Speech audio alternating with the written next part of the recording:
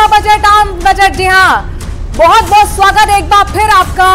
Break के बाद news 18 Rajasthan पर बजट पर महा कवरेज लगातार जारी है और बजट की बारीकी आम भाषा के जरिए एक्सपर्ट के माध्यम से आप तक न्यूज 18 राजस्थान लगातार पहुंचा रहा है। और आखिरकार इस बजट के जरिए आपको कितनी राहत मिली है समझने की कोशिश कर रहे हैं। खास पैनल हमारे साथ जुड़ा है, राजीव गुप्ता इकोनॉमिस्ट हमारे साथ जुड़े हैं, अंशिका त्यागी फाइनेंस एक्सपर्ट मार्केट एक्सपर्ट हमारे साथ जुड़ी हुई हैं। राजीव गुप्ता जी, अगर मैं आपसे समझूं, रोजगार खासतौर पर बहुत बड़ी चुनौती सरकार के सामने बनी हुई थी, कई बड़े इसमें ऐलान किए गए हैं, तो क्या आपको लगता है कि वाकई वो चुनौती पर अब खरा बजट उतरता हुआ नजर आ रहा है? निश्चित तौर पर सरकार ने प्रयास तो किया है कि हम रोजगार का जो हमारा लक्ष्य था उसको हम पूरा करें। रोजगार के क्षेत्र में सबसे पहली आवश्यकता थी कि हमारे कुशलता विकास। इकोनॉमिक सर्वे में आपने पढ़ा होगा, ये बताया है कि हमारे 50% युवा नौकरी योग्य नहीं है। उसके लिए आवश्यकता इस बात की थी कि हमको उनको कुशलता प्रदान करें। कुशलता करने के लिए सरकार ने 1 करोड़ युवाओं को इंटर्नशिप यानी कि 5,000 रुपये प्रदान करने का लक्ष्य रखा है। क्या हम उनको इंटर्नशिप प्रदान करेंगे।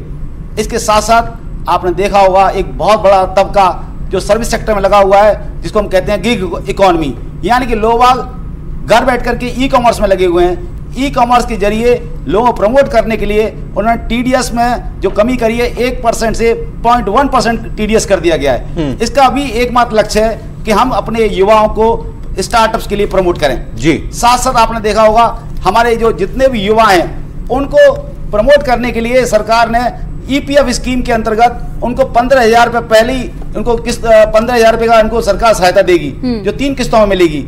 ये जितनी भी हमारी योजना है इन सब का एकमात्र लक्ष्य है। एमएसएमई में भी 10 लाख से बढ़ा के 20 लाख कर दिया है। मुद्रा योजना की स्कीम की उसके अंतर्गत भी लिमिट है 10 लाख से 20 लाख कर दी गई है। और साथ में सरकार ने घोषणा की है कि हमारे स्टार्टअप्स के एमएसएमई के लिए और स्टार्टअप्स के लिए जो पहले से हमारी क्रेडिट की योजना चल रही थी वो लगातार अभी अनुरोध जारी रहेंगी। ये सभी योजनाएं हमारी इनका एक कांग्रेस से भी रिएक्शन ले लेते हैं। ये जो घोषणाएं की गई हैं युवाओं के लिए नौकरी के लिए और नौकरी के अवसर के तौर पर, पौरुष जी। रविंद्र जी, देखिए मैं इस बात को कहना चाहूँगा कि निजी क्षेत्र में चाहे ट्रेनिंग के नाम पर, चाहे उनके ईपीएफ अकाउंट में पैसे डालने की बात कह करके सरकार ने एक तरीके से अपनी जिम्मेदारी से पीछा छुड़ा लिया। सरकार पहले का रहा है ना पौरुष जी, आपके सुझाव को माना है, आपके एजेंडे को रखा है इसके अंदर।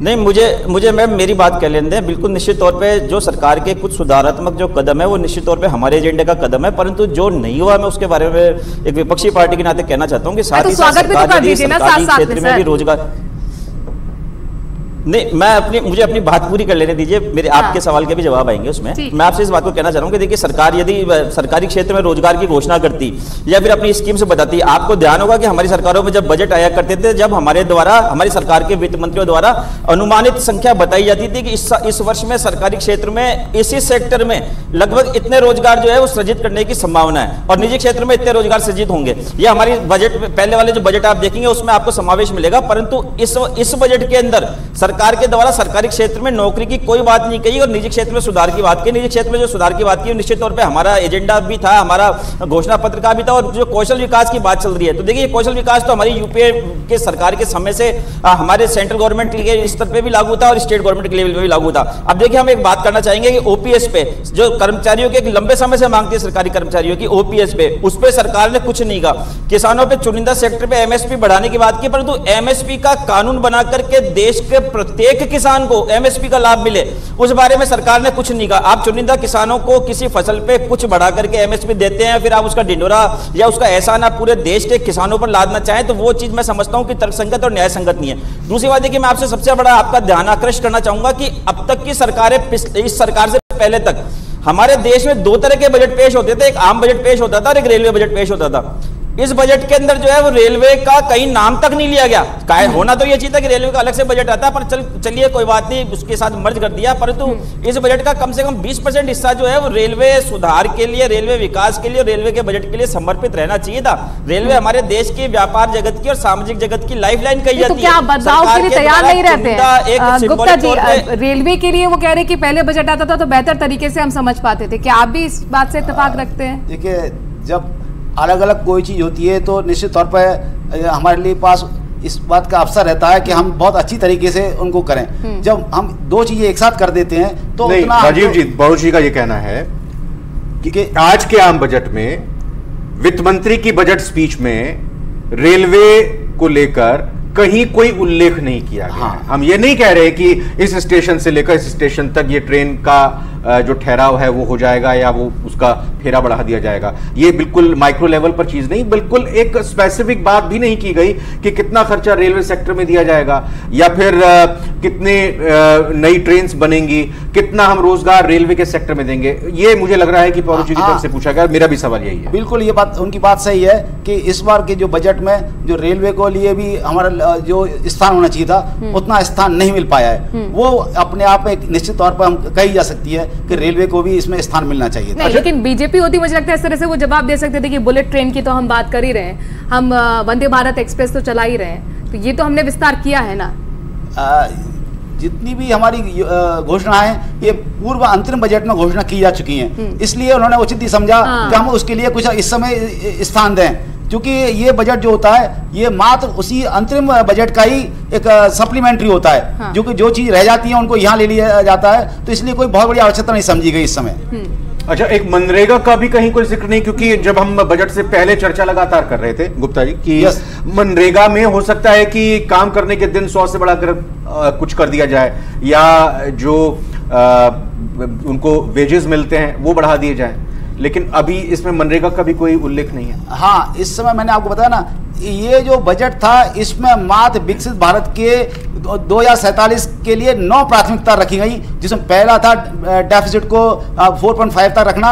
उन्हीं प्राथमिकताओं पर फोकस किया गया है और उन्हीं प्राथमिकताओं के आधार पर बजट बनाया गया है। नहीं, फिस्कल डेफिसिट पर अगर आपका जोर है तो जाहिर तौर पर, लेकिन आम जनता के जेब में कितनी बचत जा रही है इस पर भी तो फोकस होगा। रेवेन्यू कलेक्शन तो आपका बड़ा है, तो उम्मीद तो थी जनता को कुछ राहत मिलेगी। देखिए देखिए डेफिसिट को हमें मेंटेन करने के लिए जितना जाता है सरकार को उतना सरकार को लेना भी होता है। आप देख रहे हैं सेंसेक्स किस तरह आज गिरा है, उसका एकमात्र कारण है कि हमने जहां स्टैंडर्ड डिडक्शन को बढ़ा करके हमारे पास जो बर्डन पड़ा है 8,000 करोड़ का, उसके कड़वी दवाई पिला दी है अगर आप आसान भाषा में कहें। उसके वसूली के लिए तुरंत उन्होंने कैपिटल गेन से इसको मैनेज किया है। हाँ। कि कैपिटल गेन टैक्स बढ़ा करके उन्होंने 7,000 करोड़ की व्यवस्था की है, क्योंकि यही काम होता है सरकार के पास कि हमारा डेफिसिट को हम नियंत्रण में रखें। टैक्स की जो आपने बात की इसको थोड़ा और समझते हैं। हम बार बार ये कहते हैं कि कहां कितनी राहत किसको मिली है अंशिका जी, लेकिन सरकार ने अपनी कमाई के सोर्सेज कैसे कैसे बढ़ाए हैं, क्योंकि वो आखिरकार सरकार अगर कमाई करेगी तो वो पुल बनाएगी, बांध बनाएगी, सड़कें बनाएगी,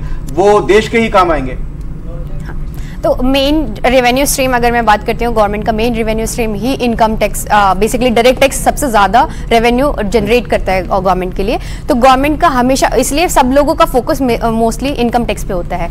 नॉर्मली इनडायरेक्ट टैक्सेशन भी है जिससे तो मेन 2 स्ट्रीम है जहाँ से गवर्नमेंट पैसा कमाती है। पहला taxation, it includes both direct and indirect. दूसरा होता है कि गवर्नमेंट की सिक्योरिटीज लोग जो परचेज कर रहे हैं which directly connected with the market. So आपने देखा होगा पिछले जब इंटरिम बजट आया था तो उस टाइम पे बजट आने से पहले पीएसयूज के स्टॉक के बारे में बहुत सारी स्पीच दी गई। ये बोला गया कि पीएसयू स्टॉक्स बहुत अच्छा करेंगे, जिसकी वजह से मार्केट बहुत बूम गया था। पीएसयू स्टॉक्स बहुत ऊपर गए थे, रेलवे के स्टॉक्स बहुत ऊपर गए थे। अगर आपने आईआरसीटीसी राइट्स के स्टॉक्स या फिर आईआरएफसी के स्टॉक्स अगर आपने कभी नोट करे होंगे तो उस टाइम पे ये सारे सेक्टर्स जितने भी गवर्नमेंट सेक्टर्स थे बहुत ज्यादा बूम पे गए थे। तो उससे भी कहीं ना कहीं इनडायरेक्टली गवर्नमेंट को रेवेन्यू जनरेट होता है। तो ये 2 मेन रीजन थे रेवेन्यू जनरेशन के। तो गवर्नमेंट को अपनी स्पेंडिंग, अगर जब गवर्नमेंट बजट पेश कर रहा है तो उसको अपनी स्पेंडिंग लोगों को बतानी है, तो कहीं ना कहीं से वो रिकवर करना पड़ेगा। जैसे राजीव गुप्ता जी ने कहा कि गवर्नमेंट को बैलेंस करना पड़ता है दोनों चीजें, तो यही मतलब है कि जाहिर तौर पर कि आमदनी कैसे हो रही है और उसको खर्च कहाँ किया जाए। मनोराज, मुझे लगता है कि यहाँ पर पूछना चाहेंगे, जीएसटी को लेकर भी कहा गया कि जिसकी 28% तक डिडक्शन होती है उसको थोड़ा और कम किया जाए। जीएसटी में कुछ ऐसा बदलाव नहीं किया गया। हालांकि लगातार जीएसटी काउंसिल्स की बैठक होती है, उसमें हमें फैसले सुनाई देते हैं, लेकिन आज जो जीएसटी को लेकर कुछ ऐसी उम्मीद थी वो दिखाई नहीं दी। जीएसटी का रिडक्शन जो हुआ है वो बहुत स्पेसिफिक आइटम्स के बेसिस पे हुआ है, तो बहुत ज्यादा बड़ा इंपैक्ट जीएसटी पे देखने को नहीं मिला है। तो इससे हम ये भी नहीं बोल सकते कि जीएसटी में किसी को बहुत ज्यादा बेनिफिट। तो छोटे व्यापारियों के लिए क्या है बजट में, फिर कोई राहत दिखती है आपको? एज अ कॉर्पोरेट लेवल पे अगर मैं देखूं तो छोटे व्यापारियों के लिए नहीं है, बट हाँ सैलरीड क्लास के लिए थोड़ा बहुत टीडीएस वगैरह से रिलेटेड एनईटीसी का डिडक्शन, स्टैंडर्ड डिडक्शन बढ़ा के बस थोड़ा बता रही कि ऊँट के मुंह में जीरा के समान है। अच्छा, आत्मनिर्भर भारत की तरफ बढ़ता हुआ ये बजट है, देश को तरक्की की राह पर ले जाने वाला ये बजट है। प्रधानमंत्री कह रहे हैं, मुख्यमंत्री योगी आदित्यनाथ कह रहे हैं, पौरुष भारद्वाज जी सीधे सीधे आप पर भी एक तरीके से निशाना है कि आप लोग ने फ्री वीज पर ध्यान दिया है। हम देश को कैसे आत्मनिर्भर बनाएं, महिलाओं को कैसे आत्मनिर्भर बनाएं, ये हमारा बजट बताता है। देखिए मनोज जी, मैं इस बात को कहना चाहूँगा कि एक जो लोकतंत्र के अंदर जो सरकार की अवधारणा जो एक बताई गई है, तो वो सरकार जो होती है वो एक व्यापारी या व्यापारी कंपनी नहीं होती कि उसको लाभ कमाना आवश्यक है। सरकार जो होती है वो एक सामाजिक मैनेजमेंट के लिए होती है, एक सामाजिक सुधार के लिए होती है, एक समाज की आवश्यकताएं पूरी करने के लिए होती है, और साथ ही साथ जो उन आवश्यकताओं को पूरी करने के लिए धन कहाँ से आएगा, उसके लिए सरकार अपने लिए एक आय का भी स्रोत जुटाती है जिसमें अनेक प्रकार के आय के साधन है जो हम सबके सामने। देखिए मैं इस बात को कहना चाहूंगा कि अभी बात चल रही थी व्यापारी वर्ग की, यहाँ पे एमएसएमई की भी बात चली और यहाँ पे जीएसटी की भी बात चली। मैं जो आपके यहाँ पे जो एक्सपर्ट पैनल है वो मेरी बात से सहमति व्यक्त करेगा, और मुझे भी आने से पहले कई व्यापारी बंधुओं ने कहा कि आप यदि कहीं जाएं तो हमारी मांग को उठाएं। देखिए अभी जो है एक बहुत बड़ी कॉम्प्लिकेशंस है एमएसएमई सेक्टर का। कॉम्प्लिकेशन ये कि सरकार एक कानून लेकर के आई है कि यदि कोई एमएसएमई का व्यापारी किसी दूसरे को माल बेचता है और उसने माल तो ले गया सामने वाला, और अगर उसका पेमेंट 31 मार्च तक नहीं आया तो उसको पूरी उसकी आय मान ली जाएगी, चाहे भले वो बाद में माल वापस ला करके दे दे या फिर उसको पेमेंट डूब जाए, तो भी वो जो बेचने वाला है उसकी आय में गणना होगी। तो सरकार को देखिए इस बारे में सोचना चाहिए था और इस जो नियम है इसको हटाना चाहिए। दूसरी बात, हम जीएसटी की बात करते हैं। कई बार ऐसा होता है कि मैं अगर कोई व्यापारी हूं और मैं किसी से कोई माल खरीद के लाया और उसमें अगर 18% 100 रुपए के माल पे मैं 118 रुपए दे करके आया हूं, उसका बिल मेरे पास मौजूद है, और मैंने अपने यहाँ से अगर 18 रुपए जीएसटी क्लेम कर दिया, सरकार का मेरे पास अगर क्लेम आ गया, और अगर मैंने जिसको पैसा दिया उसने अगर वहां पे जीएसटी जमा नहीं कराई, तो सरकार मेरे से आकर के 18 रुपए वापस वसूल करेगी और विद ब्याज वसूल करेगी।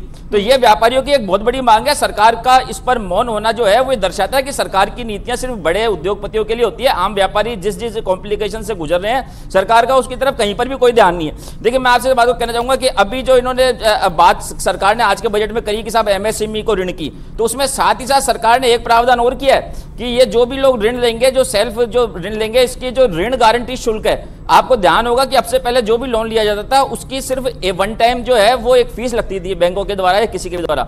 अब हर साल जो है ऋण गारंटी शुल्क उस एमएसएमई का जो कर्जा लेगा उसको देना पड़ेगा। ये इसमें सरकार ने एक छिपी हुई शर्त इसके अंदर डाली हुई है। दूसरी बात देखिए, आज के बजट से यदि हम मैं राजनीतिक पार्टी के नाते, चूंकि एक राजनीतिक पार्टी कोई सी भी होती है वो एक आम जनता का प्रतिनिधित्व करती है, मैं आपको कहना चाहूंगा कि देखिए आज के बजट से जनता की उम्मीदें बहुत ज्यादा थी कि है ना जो महंगाई है और खास करके जो पेट्रोल डीजल के भाव हैं उसके अंदर जो है सरकार राहत देगी। परंतु देखिए सरकार के द्वारा जिस प्रकार से हमारी सरकारों के समय एक बड़ा राजनीतिक धर्म में क्या आलोचना करें, लेकिन अच्छी चीजों का भी तो आप स्वागत करें।